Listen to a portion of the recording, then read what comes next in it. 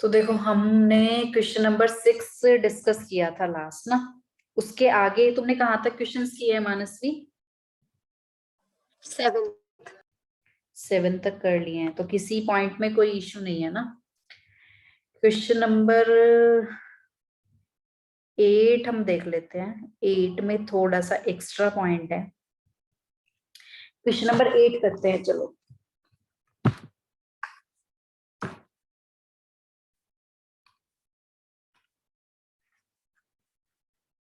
पूरा कर लेते हैं इस क्वेश्चन को ना, काफी देर से पूरा नहीं किया है। इस क्वेश्चन को पूरा करते हैं, एक बार फॉर्मेट बनाओ। Trading and profit and loss account for the year ending on 31st March 21.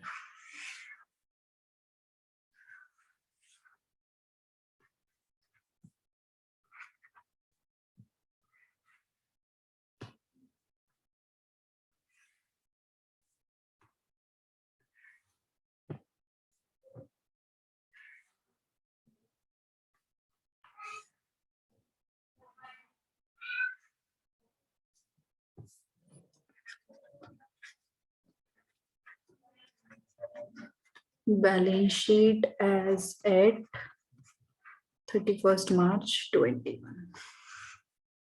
Proper wordings हमें इस तरीके से लिखनी चाहिए। मार्क्स आ गए मानसी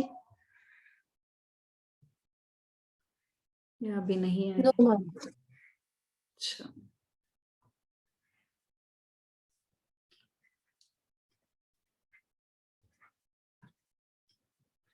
liabilities and assets.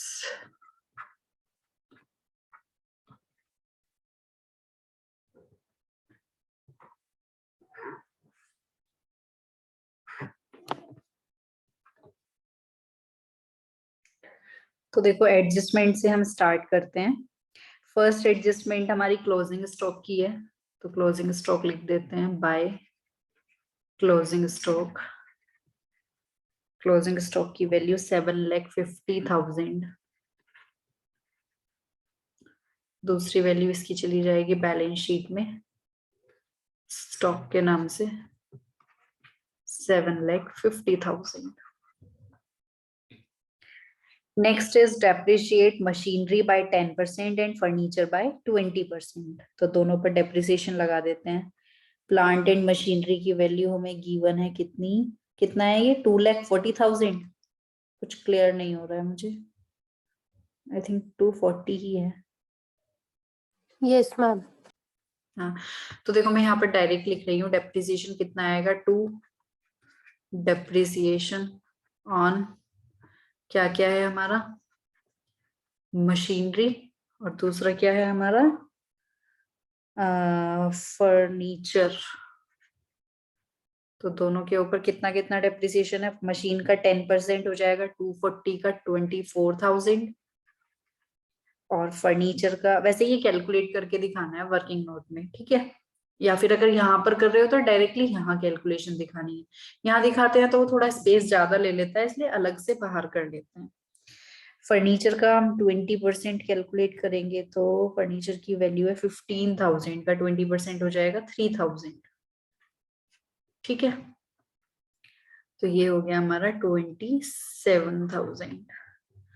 दूसरा इफेक्ट इसका बैलेंस शीट में प्लांट एंड मशीनरी है 240, माइनस कर देंगे डेप्रिसिएशन 24,000।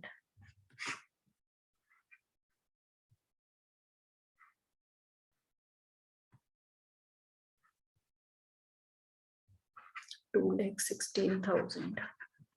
फर्नीचर हमारा 15,000, इसमें से भी माइनस कर देंगे depreciation 3,000।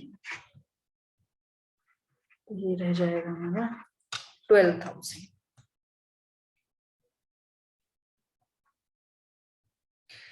Next is wages and salaries outstanding है, तो वेजेस हम लिख देते हैं अपना ट्रेडिंग में। वेजेस की वैल्यू हमें गिवन है पहले से, कहीं गिवन है वेजेस, हाँ गिवन है। वेजेस की वैल्यू है पहले से आई थिंक 4 लाख है। तो वेजेस लिख देते हैं ट्रेडिंग अकाउंट में, टू वेजेस कितना 4 लाख गिवन है। दूसरा इफेक्ट इसका आ जाएगा, इसमें हम ऐड कर देंगे आउटस्टैंडिंग वेजेस। आउटस्टैंडिंग वेजेस है हमारी 50,000। नॉर्मली वेजेस और सैलरीज हमें आउटस्टैंडिंग मिलती ही हैं। वो आउटस्टैंडिंग इसलिए होती है क्योंकि जो लास्ट मंथ की सैलरी होती है ना, अब क्योंकि हम किसी भी मंथ की सैलरी नेक्स्ट मंथ में जाकर पे करते हैं, कोई भी बिजनेस है कोई भी कंपनी है, नॉर्मली अगर तुम देखोगे तो जिस मंथ की सैलरी होती है उससे नेक्स्ट मंथ में जाकर वो मिलती है। तो जो मार्च की सैलरी होती है वो अप्रैल में मिलती है, और हम ये बना रहे हैं मार्च तक के, तो जो मार्च के महीने की सैलरी होती है ना, नॉर्मली वो आउटस्टैंडिंग हो जाती है, प्रैक्टिकली भी ऐसा होता है। तो तुम्हें इसलिए वेजेस और सैलरी भी आउटस्टैंडिंग ज्यादातर देखने के लिए मिलेगा। सैलरी भी लिख देते हैं साथ साथ।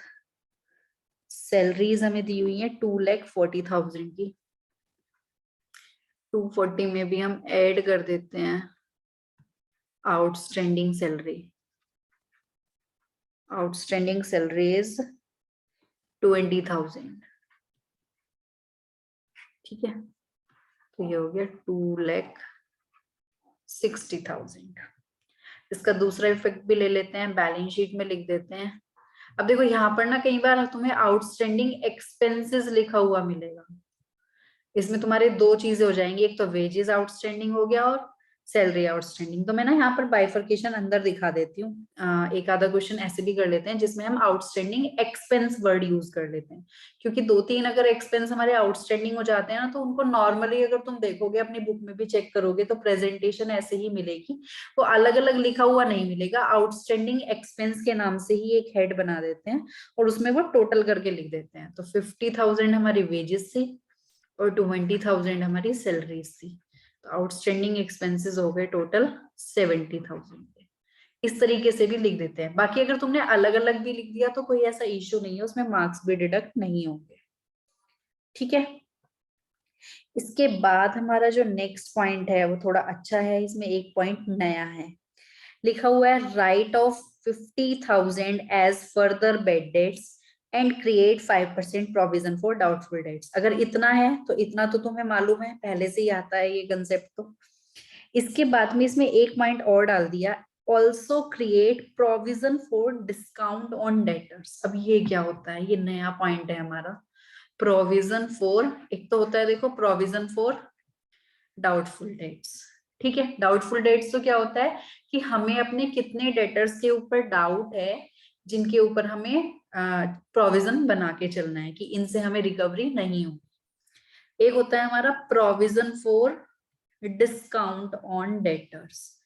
ये क्या होता है, देखो अगर हमारी कंपनी की कुछ ऐसी पॉलिसी है ना कि हम अपने डेटर्स को जनरली उनसे पैसा रिकवर करने के लिए उन्हें कैश डिस्काउंट अलाउ कर देते हैं। कई बार अगर हमें कुछ डेटर्स पैसा नहीं दे रहे तो हमें लग रहा है अगर हम इसे थोड़ा बहुत डिस्काउंट दे देंगे तो ये हमें पेमेंट कर देगा।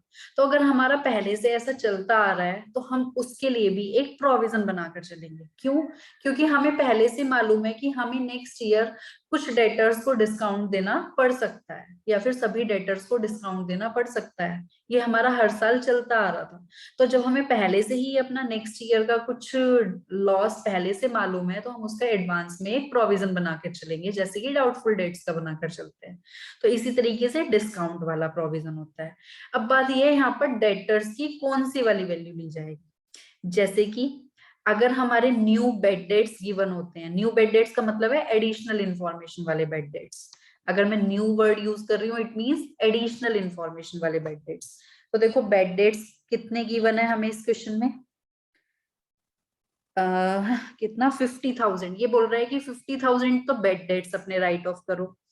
प्रोविजन कितना बनाने के लिए कह रहा है ये 5%। तो हम 5% कौन सी वाली वैल्यू पर बनाते हैं, पहले हम देखेंगे डेटर्स की वैल्यू है अंदर जो गिवन है 4 लाख। 4 लाख में से ये जो 50,000 है पहले हम इसको माइनस करेंगे क्योंकि ये हमारे बेड डेट्स हो चुके हैं। ये डेटर्स में से माइनस नहीं हुए थे, इसलिए पहले हमें इनको माइनस करना पड़ेगा, फिर इसके ऊपर 5% का हम प्रोविजन बनाते हैं। तो ये वैल्यू हमारी कितनी आ जाएगी, 3,50,000 का 5% कैलकुलेट करेंगे तो 17,500 आना चाहिए। ये तो हो गई प्रोविजन फॉर डाउटफुल डेट्स की वैल्यू। अब जो ये नया पॉइंट है provision for discount on debtors, ये कौन सी वाली वैल्यू पर बनाया जाएगा। अब देखो एक बात सोचने वाली है, हम डिस्काउंट कौन से डेटर्स को देंगे, जिन डेटर्स से हमें पैसा मिलेगा। क्लियर है। अब देखो जो बैड हो चुके उनसे तो कंफर्म है मिलेगा ही नहीं, जिनके ऊपर हमें डाउट है, भाई हमें 17,500 डेटर्स के ऊपर डाउट है कि ये हमें पैसा नहीं देंगे, तो इनके ऊपर भी हमें डिस्काउंट का प्रोविजन बनाने की जरूरत नहीं है।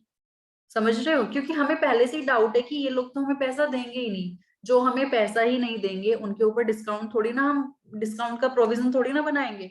तो इसलिए जब हम ये वाली वैल्यू कैलकुलेट करेंगे ना, तो ये कैसे कैलकुलेट करेंगे, पहले हम डेटर्स में से माइनस करेंगे फर्दर बेड डेट्स, मतलब न्यू बेड डेट्स, माइनस जो ये प्रोविजन फॉर डिस्काउंट है ना बाहर जो हमें दिया हुआ होगा, ये भी हम माइनस कर देंगे।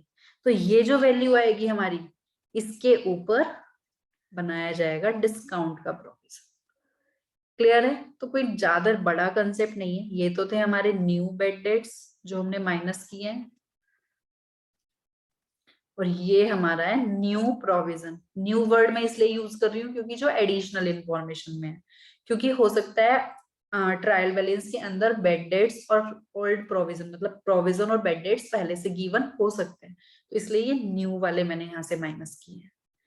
क्लियर है। तो इस वैल्यू के ऊपर 2% प्रोविजन बनाया जाएगा डिस्काउंट का। तो ये हमारा ना मैक्सिमम है डेटर्स के ऊपर, इससे ज्यादा एडजस्टमेंट नहीं है। अगर इतना कंसेप्ट क्लियर है डेटर्स का तो बहुत अच्छी बात है, मतलब बस इतना ही है तुम्हारा। अब देखो इसका 2% हम कैलकुलेट करेंगे तो कितना आएगा, ये 350 में से माइनस किया जाएगा 17,500, तो कितना बचेगा,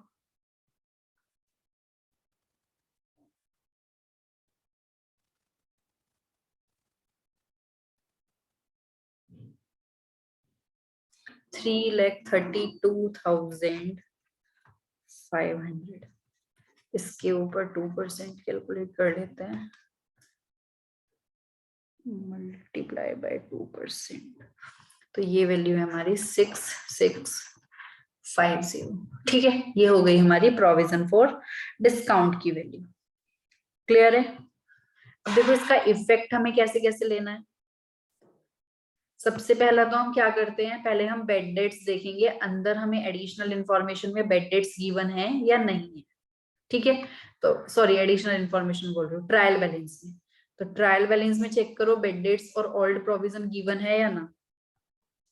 तो हमें बेड डेट्स दिए हुए हैं, डेटर्स के ऊपर वाली वैल्यू बेड डेट्स है, तो मैं पहले वो वाले बेड डेट्स लिख देती हूँ जो ट्रायल बैलेंस के अंदर है। वो कितने हैं हमारे, 10,000। अब चेक करो क्या ओल्ड प्रोविजन भी गिवन है, तो मुझे प्रोविजन तो कहीं दिखाई नहीं दे रहा है, यानी कि ओल्ड प्रोविजन हमारे पास नहीं है। तो हम इसमें क्या करेंगे, इसमें ऐड कर देंगे new bad debts. New bad debts हमारे कितने थे, 50,000 के, इसमें ऐड कर देंगे। अब मैं यहाँ पर प्रोविजन के लिए न्यू प्रोविजन वर्ड यूज नहीं करूंगी, क्यों, क्योंकि ओल्ड हमारे पास नहीं। प्रोविजन फॉर डाउटफुल डेट्स कितना आया था वो, 17,500। अब देखो जो प्रोविजन फॉर डाउटफुल डेट्स का ट्रीटमेंट है, सेम ट्रीटमेंट हमारा प्रोविजन फॉर डिस्काउंट का आएगा, क्योंकि ये हमारे लिए लॉस है ना, इसलिए एक्सपेंस वाली साइड में लिखे जा रहे हैं ये, इसलिए इसमें ऐड किए जा रहे हैं, क्योंकि हमें प्रॉफिट एंड लॉस अकाउंट में इनको लिखना है, दिखाना है। प्रोविजन फॉर डिस्काउंट कितना आया था, ये वैल्यू हमारी 6650।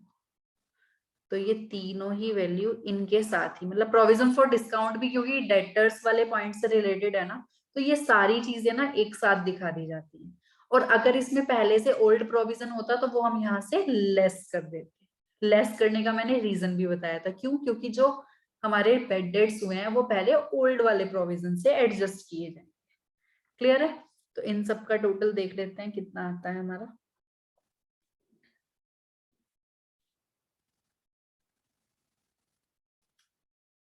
17,500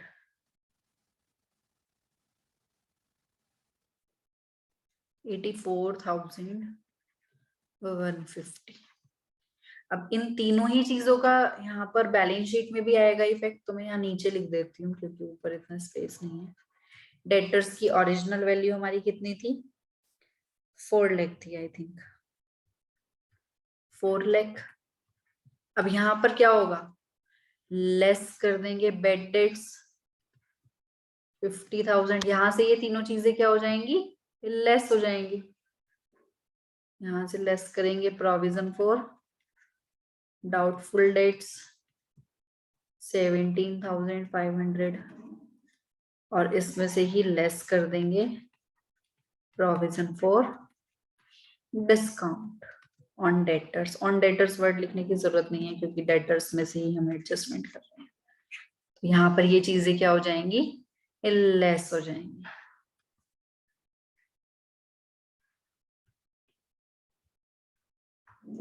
ठीक है, तो इन सब का टोटल हम बाहर लिख देते हैं लेस करके।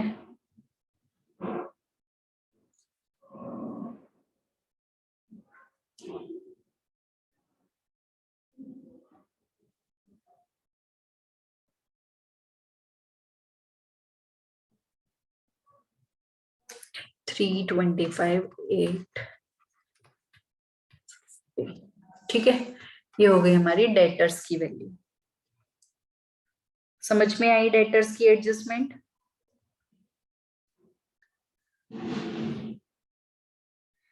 अब Yes, देखो ma'am. इसमें, हाँ इसमें ना ये इन्वेस्टमेंट वाला पॉइंट भी अच्छा है। 5th एडजस्टमेंट हमारी है, इन्वेस्टमेंट्स वर मेड ऑन 1 जुलाई 2020। देखो जो इन्वेस्टमेंट है उसके ऊपर हमें इंटरेस्ट रिसीव होगा, मतलब वो इंटरेस्ट हमारी इनकम होगी, और जो हमारा लोन होता है उसके ऊपर हमें इंटरेस्ट पे करना होता है ना। तो देखो यहाँ पर हमें बताया हुआ है हमने जो इन्वेस्टमेंट की थी वो कब की थी? 1 जुलाई को। And no interest has been received so far, और अभी तक इसके ऊपर कोई भी इंटरेस्ट हमें नहीं मिला है। इसका मतलब क्या हुआ? इन्वेस्टमेंट के ऊपर जो इंटरेस्ट मिलने वाला था वो इंटरेस्ट हमारा आउटस्टैंडिंग इंटरेस्ट है। देखो इसको मैं वर्किंग नोट नंबर 1 नाम दे देती हूँ, है ना, क्योंकि ये कैलकुलेशन करनी पड़ेगी हमें। Working note number 2, interest on investment. इसको मैं एक्रूड इंटरेस्ट बोलूंगी, है ना, interest due but not received, क्योंकि ये बोल रहे हैं कि ये हमें मिला नहीं है। तो मैं कैलकुलेशन कर लेती हूँ कितना इंटरेस्ट हमें मिलना था इन्वेस्टमेंट के ऊपर।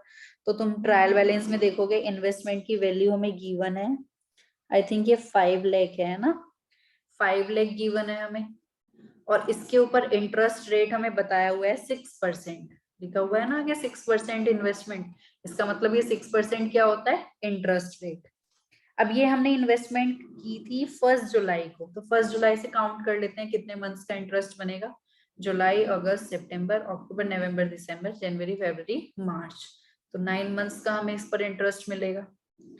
तो ये जो इंटरेस्ट है हमारा, ये इंटरेस्ट बन जाएगा एक्रूड इंटरेस्ट। ठीक है, क्योंकि उन्होंने खुद ही क्लियर कर दिया कि इंटरेस्ट हमें मिला ही नहीं है। इंटू 9 डिवाइड बाई 12, तो ये वैल्यू हमारी आ रही है 22,500। तो इसको हम क्या बोलेंगे? ये हमारा बन जाएगा एक्रूड इंटरेस्ट। एक्रूड इनकम का क्या इफेक्ट जाता है?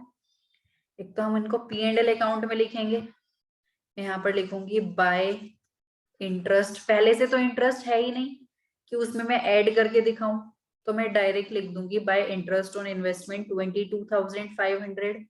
और ये इंटरेस्ट हमारा दूसरा कहाँ आ जाएगा?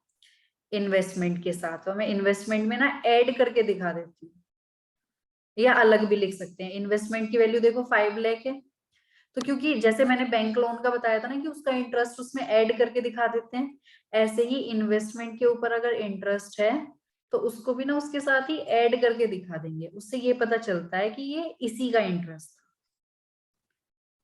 ठीक है, क्योंकि ये हमारे लिए एसेट बन जाएगा ना, एक्रूड इंटरेस्ट। तो इसका कहाँ कहाँ इफेक्ट आया? एक तो हमारा P&L अकाउंट में इनकम वाली साइड आ गया, और दूसरा इसका बैलेंस शीट में एसेट साइड हमने लिख दिया। चाहे तो मैं 5 लाख और 22,500 अलग अलग भी लिख सकती थी, और यहाँ पर मैंने इसको ऐड करके दिखा दिया। ये प्रेजेंटेशन की बात है बस थोड़ी। ठीक है, तो एडिशनल इंफॉर्मेशन के सारे पॉइंट्स सॉल्व हो चुके हैं। बस अब क्या करना होगा, पहले ट्रायल बैलेंस में जो बचा उसको उठाकर लिख देते हैं फटाक से।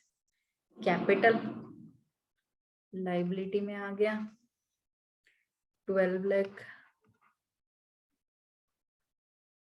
ओपनिंग स्टॉक ट्रेडिंग अकाउंट में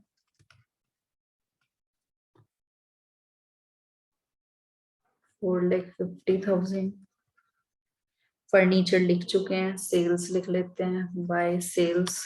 सेल्स जब लिखो तो चेक कर लो सेल्स रिटर्न तो गिवन नहीं है, तो सेल्स रिटर्न गिवन है, तो मैं सेल्स की वैल्यू इसलिए अंदर लिख लेती हूँ 43,50,000। जब जहां भी आएगी उसको जब भी वहां से लेस कर देंगे।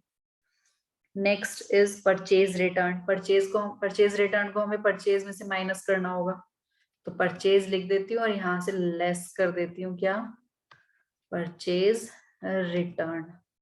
कितनी वैल्यू गिवन है 40,000। परचेज की वैल्यू जब हमें मिलेगी वहां से उठा के लिख देंगे। Next is rent. रेंट हमारा पी एंड एल अकाउंट का पार्ट है, तो यहाँ लिख देती हूँ, बीच में जगह नहीं है मेरी, 50,000। बस ये ध्यान रखना है, जो तुम ये वैल्यूज अंदर लिखते हो ना, इनको सॉल्व करके साथ साथ लिखना है बाहर, क्योंकि फिर ये बाहर लिखने से कई बार रह जाती है। सैलरीज हम कर चुके हैं, बेड डेट्स कर चुके हैं, डेटर्स हम कर चुके हैं। बिल्स पेएबल, बिल्स पेएबल कहाँ चला जाएगा, लाइबिलिटी में 8,000। एडवर्टीजमेंट एक्सपेंस, ये हमारा पी एंड एल अकाउंट। हाँ,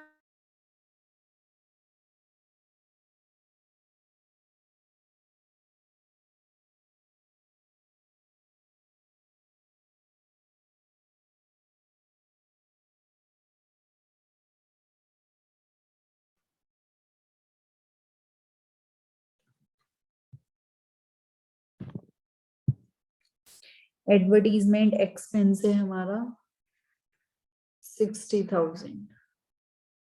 पेटेंट कहाँ जाना चाहिए, पेटेंट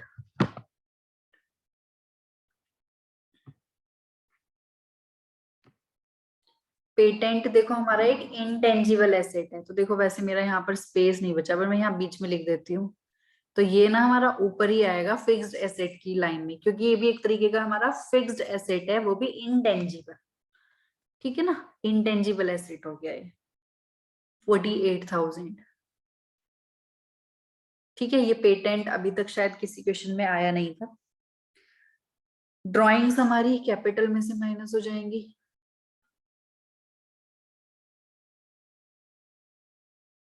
ड्राइंग्स की वैल्यू कितनी है, ये इधर वाला कॉलम थोड़ा क्लियर नहीं आ रहा, इसमें 2 लाख है आई थिंक। कितना है मार्क्स की, ये 2,10,000। 2,10,000। Next is plant in machinery हो चुका है। परचेजेस, परचेजेस की वैल्यू लिख देते हैं 20। ये मुझे वैल्यूज ना बोल ही दो तुम, शायद 29,950,000 है। अगर मैं गलत लिखूंगी तो बता देना, 29,50,000 है ना, तो ये हमारा हो जाएगा 29,10,000। नेक्स्ट हमारा है इंश्योरेंस। इंश्योरेंस लिख देते हैं, हमारा पी एंड एल अकाउंट में ही आएगा। कितना है हमारा 15,000। नेक्स्ट इज सेल्स रिटर्न, तो सेल्स रिटर्न सेल्स में से लेस कर देते हैं 70,000। तो ये कितना बचेगा 42,80,000 आएगा आई थिंक। ठीक है, ये सॉल्व करके साथ साथ बाहर लिखना है। ट्रेड एक्सपेंसेस हमारे पी एंड एल अकाउंट के पार्ट है,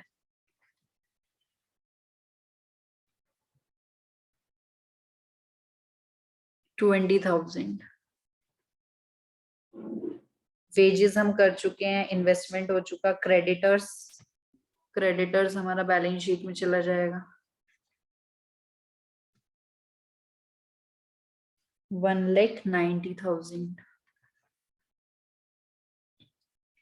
कैश हमारा एसेट में आ जाएगा सबसे नीचे 1,22,000। मिसलेनियस इनकम, मिसलेनियस इनकम हमारी कहाँ चली जाएगी? P&L अकाउंट में।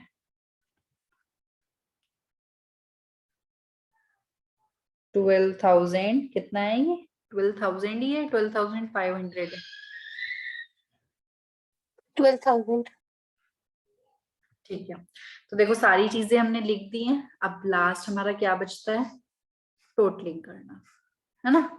बैलेंस कैलकुलेट कर लेंगे, जीपी आ जाएगा, जीपी ट्रांसफर कर देंगे और इधर से हमारा चला जाएगा ये यहाँ पर।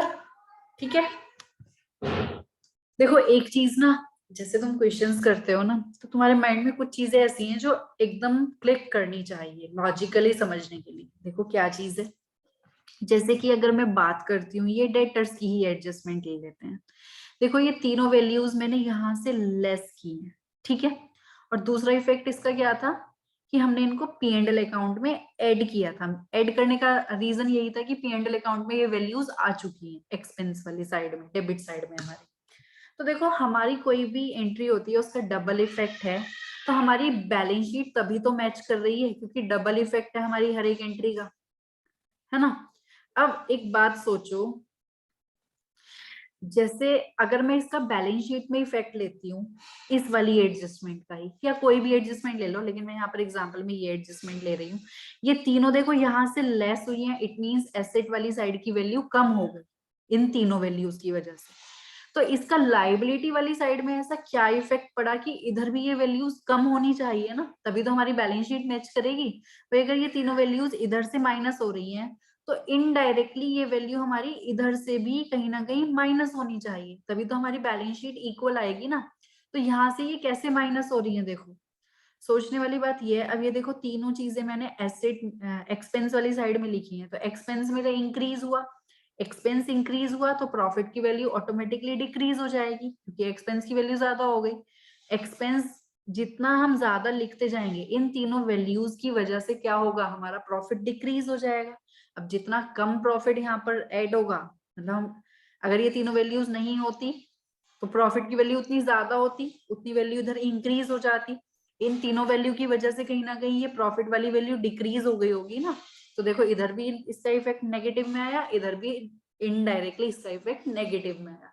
तो इस तरीके से तुम्हारे माइंड में हर एक एडजस्टमेंट क्लिक करनी चाहिए कि उस एडजस्टमेंट का एसेट साइड में वैल्यू इंक्रीज हो रही है या डिक्रीज हो रही है। समझ रहे हो, जैसे कि अगर मैं एक्रूड इंटरेस्ट की बात करती हूँ, ये जो इंटरेस्ट ऑन इन्वेस्टमेंट का, ये देखो हमारी एसेट साइड में वैल्यू इंक्रीज हो रही थी 22,500 से, इधर भी ये वैल्यू ऑटोमेटिकली इंक्रीज हो जाएगी। क्यों? क्योंकि इनकम थी ये हमारी, इनकम से हमारा प्रॉफिट इंक्रीज होगा तो प्रॉफिट की वैल्यू यहाँ पर ज्यादा होगी, यानी कि इधर ये वैल्यू ज्यादा हुई है तो इधर भी ये वैल्यू ज्यादा हुई है। ये सब चीजें तुम्हें लिंक करनी आनी चाहिए। ये लिंकिंग तुम अकाउंटिंग इक्वेशन से बहुत आराम से कर सकते हो। जैसे तुम्हें ध्यान होगा जब हम अकाउंटिंग इक्वेशन करते थे तो जितनी भी हमारी एक्सपेंसेस या इनकम होते थे, इनकम थी जितनी भी हमारी या जितने भी हमारे एक्सपेंसेस होते थे, उन सब का इफेक्ट हम कैपिटल में लेते थे। वहां हम कोई P&L अकाउंट का कॉलम अलग से थोड़ी ना बनाते थे। वहां पर देखो हम क्या करते थे, वहां पर सारे एक्सपेंसेस हम कैपिटल में से माइनस कर देते थे और इनकम सारी हम कैपिटल में ऐड कर देते थे। यही तो होता था। बाकी हमारा एसेट और लाइबिलिटीज तो अलग अलग लिखी जाती थी। तो कहीं ना कहीं तुम वहां पर अकाउंटिंग इक्वेशन में अगर देखते हो तो अकाउंटिंग इक्वेशन में तुम्हारी बैलेंस शीट ही बनाई जाती है। देखो ये बैलेंस शीट वाले ही तो आइटम है सारे जो अकाउंटिंग इक्वेशन में दिखाई देते हैं। एक कॉलम वहां कैपिटल का होता है, एक कॉलम वहां लाइबिलिटी का होता है, ये तो हो गई तुम्हारी लाइबिलिटी वाली साइड कंप्लीट। और एक कॉलम तुम्हारा एसेट का होता है, वहां पर अलग अलग एसेट्स आते हैं। तो वो बैलेंस शीट ही तो होती है कहीं ना कहीं जो अकाउंटिंग इक्वेशन बनाई जा रही है। अब वहां पर देखो कैपिटल में तुम क्या करते थे, सारे एक्सपेंसेस और इनकम कैपिटल में एडजस्ट करते थे। तो ये जो तुम P&L अकाउंट और ट्रेडिंग अकाउंट बना रहे हो, ये तुम्हारा एक्सपेंसेस और इनकम को ही तो नेट करके एक वैल्यू फाइंड आउट की जाती है। या तो नेट प्रॉफिट आता है हमारा या फिर नेट लॉस आता है। तो ये जो नेट प्रॉफिट और नेट लॉस है ये क्या है भाई, हम इसको ही लाकर बैलेंस शीट में ऐड लेस कर देते हैं, अगर हमारा प्रॉफिट होगा तो हम ऐड कर देंगे, लॉस होगा तो हम लेस कर देंगे। तो ये जो नेट प्रॉफिट का इफेक्ट यहाँ लिया जा रहा है वो वही तो चीज है जो हम एक्सपेंसेस को लेस करते हैं और इनकम को ऐड करते हैं। तो हम अकाउंटिंग इक्वेशन में कैपिटल में डायरेक्टली एक्सपेंसेस और इनकम का इफेक्ट लेते हैं, लेकिन जब हम अपने फाइनेंशियल स्टेटमेंट बनाते हैं तो यहाँ पर हमारा ट्रेडिंग P&L अकाउंट अलग बनाया जाता है, बैलेंस शीट अलग बनाई जाती है। क्यों? क्योंकि ये तो प्रॉपर प्रेजेंटेशन है।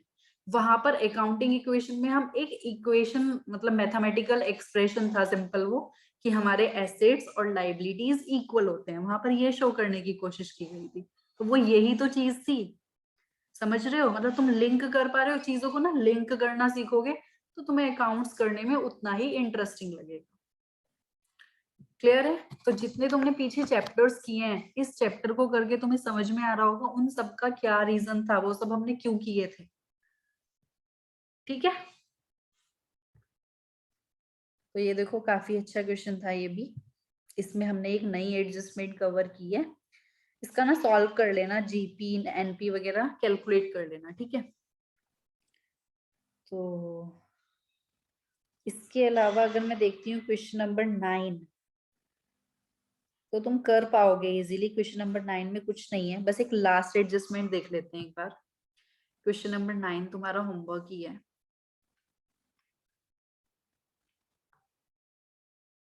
क्वेश्चन नंबर 9 का अगर मैं देखती हूँ, ये लास्ट एडजस्टमेंट, ये थोड़ी सी देख लो, न्यू पॉइंट है।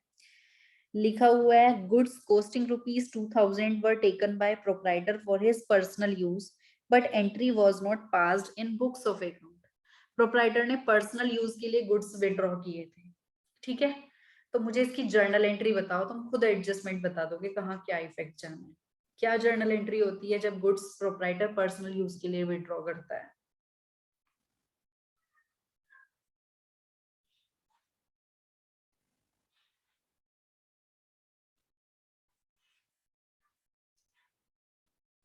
बोलो, इसकी जर्नल एंट्री क्या बनेगी जब प्रोप्राइटर पर्सनल यूज के लिए गुड्स लेकर जाता है? Drawing on debit to purchases account. Drawing से account debit to purchase account. देखो तुम्हें इफेक्ट दिखाई दे रहा होगा, इसका क्या इफेक्ट कहाँ कहाँ जाने वाला है। एक तो तुम्हारी ड्राइंग्स की वैल्यू इंक्रीज हो गई है, ड्राइंग्स की वैल्यू क्या हो गई? इंक्रीज हो गई। और परचेज की वैल्यू डिक्रीज करी है तुमने, क्योंकि परचेज अकाउंट हम नॉर्मली डेबिट करते हैं, जब हम गुड्स खरीदते हैं तो परचेज अकाउंट डेबिट होता है। बट जब हमारी परचेजेस कम हो गई, यहाँ पर परचेज अकाउंट क्रेडिट कर रहे हैं ना, इट मीन्स हमारी परचेजेस कम हो जाएंगी। तो इसका इफेक्ट कहाँ कहाँ जाएगा? जब तुम ट्रेडिंग अकाउंट बनाओगे, तो ट्रेडिंग अकाउंट में जब तुम परचेजेस लिखोगे यहाँ पर, तो परचेजेस की जो भी वैल्यू होगी उसमें से लेस कर दोगे ये वाली वैल्यू। इसको ड्राइंग्स के नाम से लेस करना। ड्राइंग्स के नाम से लेस करने का मतलब यहाँ पर यही है कि हम परचेजेस माइनस कर रहे हैं, ठीक है। और दूसरा इफेक्ट क्या जाएगा इसका? जब तुम बैलेंस शीट बनाते हो तो बैलेंस शीट में कैपिटल लिखते हो, जो भी कैपिटल होगी उसमें तुम लेस करते हो ड्राइंग्स। मान लेते हैं ड्राइंग्स की बैलेंस शीट में वैल्यू दी हुई है 20,000, तो ये 2,000 और हो जाएंगे, मतलब ये वैल्यू कितनी हो जाएगी ड्राइंग्स की तुम्हारी? 22,000। अगर बैलेंस शीट में पहले से ड्राइंग्स की वैल्यू गिवन है, जितनी भी वो होगी वो वैल्यू इंक्रीज हो जाएगी 2,000 से। क्लियर है? तो यहाँ पर देखो बैलेंस शीट में मैं देख भी लेती हूँ, बैलेंस शीट में वैल्यू गिवन होगी ड्राइंग्स की 15,000 गिवन है। कितनी गिवन है? 15,000 गिवन है। तो देखो पहले से वैल्यू 15,000 है, 2,000 की ड्राइंग्स और हो गई, तो तुम यहाँ से ड्राइंग्स माइनस करोगे 17,000। समझ में आया इस एंट्री का इफेक्ट? तो ये होता है कि डायरेक्टली फाइनेंशियल स्टेटमेंट में कैसे उन चीजों को सही किया जाता है जो चीजें हमने पहले नहीं ली थी, जिन मतलब कुछ ट्रांजेक्शन्स कई बार हो जाती हैं जो हमें बाद में पता चलती है, और फाइनेंशियल स्टेटमेंट बनाते टाइम हमें इन ट्रांजेक्शन्स का पता चला। ठीक है, तो क्वेश्चन नंबर 9 आराम से हो जाएगा, बस एक यही एंट्री न्यू थी, बाकी सारे पॉइंट्स पुराने हैं, वही आउटस्टैंडिंग एक्सपेंसेस, आउटस्टैंडिंग इनकम, यही सब पॉइंट्स है, accrued income, advance income. Question number 10 की अगर हम बात करें तो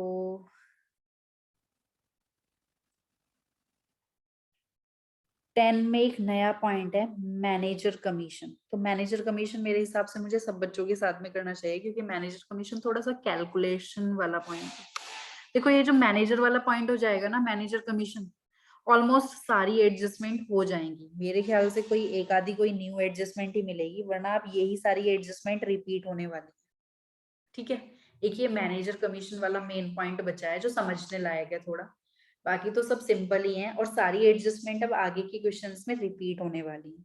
वैसे इसमें 19 तक क्वेश्चंस हैं, तो कोशिश करेंगे 2 या 3 क्लास में ये क्वेश्चंस कंप्लीट कर लें। ठीक है, तो और क्लास फिर और बच्चे भी नहीं है, तो इतना ही आज एंड कर लेते हैं। तो क्योंकि न्यू एडजस्टमेंट है फिर उसमें, तो सब बच्चों के साथ कर लेंगे इसको।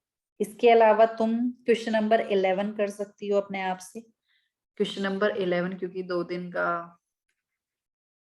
ऑफ है तो कर लेना क्वेश्चंस। क्वेश्चन नंबर 11 हो जाएगा।